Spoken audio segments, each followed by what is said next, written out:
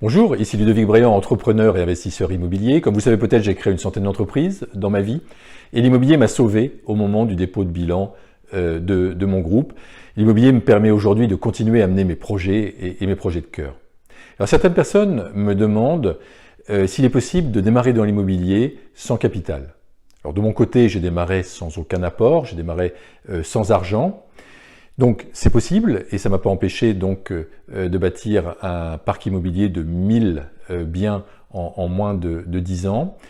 Donc je vais vous donner deux clés pour vous permettre donc de démarrer sans capital.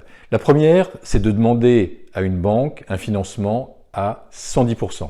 C'est-à-dire qu'on demande à la banque de financer donc le bien immobilier, les frais d'acte, les frais d'agence, les frais d'hypothèque et éventuellement les travaux. Et là, on fait jouer à plein l'effet de levier du crédit. Il faut savoir que l'immobilier, c'est le seul domaine de l'investissement où on peut se bâtir en fait un patrimoine à partir de zéro et grâce au loyer. Donc ça, c'est quelque chose d'absolument extraordinaire. Alors, bien sûr, si vous allez voir la première banque venue ou le premier courtier, vous risquez d'avoir un refus. Donc là, l'idée, c'est soit d'entretenir un bon rapport avec une banque. Et donc, dans certains cas, dans certaines situations, et avec un peu de persévérance, on peut trouver une banque qui nous finance à 110%. Donc, on peut avoir un premier refus, on va avoir une autre banque, un deuxième refus, on va avoir une autre banque. Et en persévérant, on peut trouver le banquier qui va nous financer donc à 110%. Autre possibilité, c'est de se faire financer l'apport par un tiers.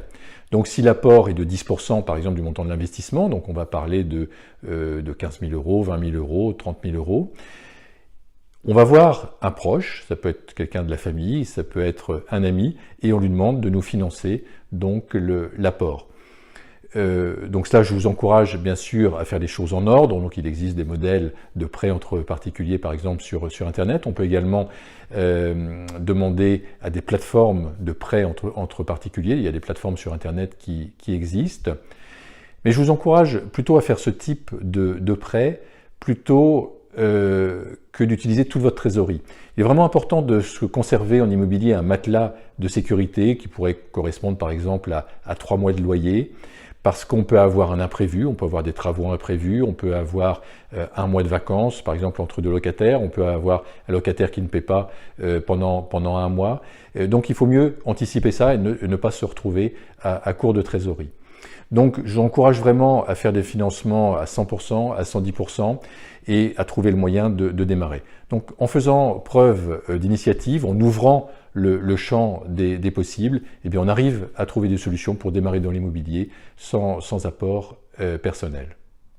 C'était Ludovic Bréant qui vous aide à investir dans l'immobilier pour vous permettre de vivre les projets que vous souhaitez réaliser. Donc je vous aide en fait à vous sécuriser, à vous créer une sécurité grâce à l'immobilier et après à vivre vos projets ou vos projets de cœur. Donc vous pouvez nous retrouver sur la chaîne YouTube Ludovic Bréant et vous aurez 2 fois par semaine des vidéos comme ça pratiques sur l'entrepreneuriat ou sur l'immobilier.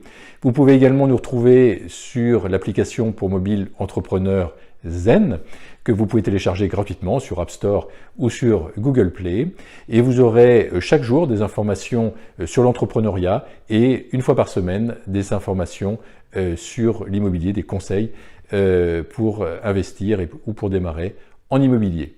Je vous souhaite le meilleur.